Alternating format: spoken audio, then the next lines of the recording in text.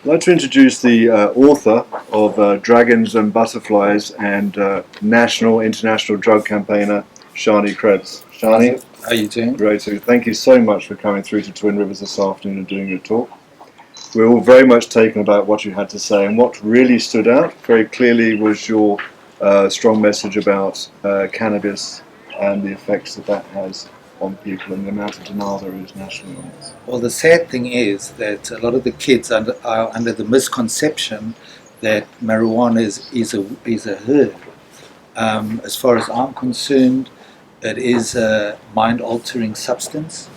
It does induce psychotic behavior, and worst of all, it robs you of your free will, and it eliminates your ability to think logically.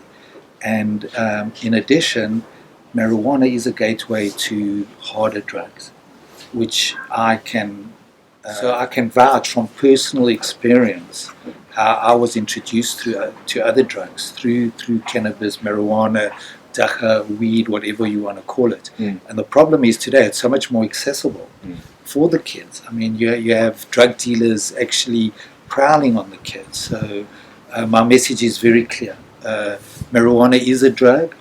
It is dangerous, and the fact that it's a mind-altering substance makes it worse.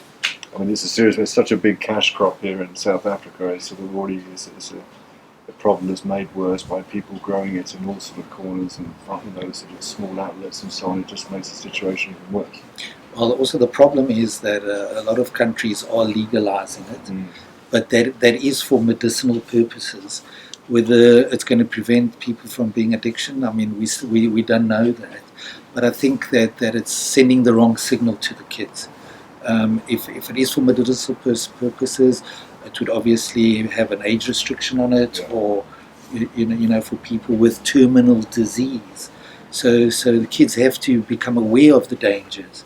And the problem is with marijuana also, when the kids experiment with it, they don't know whether they have an addictive personality. And what can start off as maybe recreational could lead to becoming an everyday habit. I mean, if it's generally helping somebody in pain, I get that. But then again, there's other drugs that also help people with pain, but it's also abused by people that are not in pain. So it's just an ongoing vicious cycle that we're up against. And that's sad. I was very struck, Shani, by not only what you put in your book, but also in your talk about your continuous activism. From that first day that I was actually in the police cell, I took an oath that I would stand up for what I believed was right, for my rights, for the rights of others. And through petitions and letter writing, we achieved a lot, although it took a long time. We got the point across, and I changed a lot of things in prison. So I believe in petitions, and if petitions are presented to me, I will sign them. And I think people need to stand up for what they believe is right, because after all, it's the voice of the people that's going to carry the power.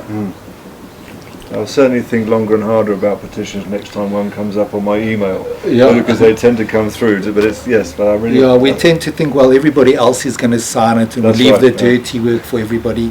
But I think people have to stand up and take a stand, and especially against the fact about marijuana.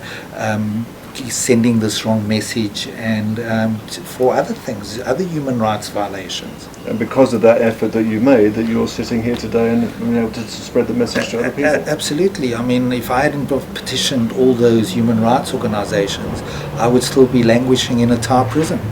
And instead I'm out here today, being an anti-drug campaigner, sharing my story and making a difference by educating the kids about the dangers and consequences of drugs. And I'm adamant in my fight against marijuana being legalized. Well, you've certainly made a difference to everybody here this afternoon at Twin Rivers. I really appreciate that. Thank you.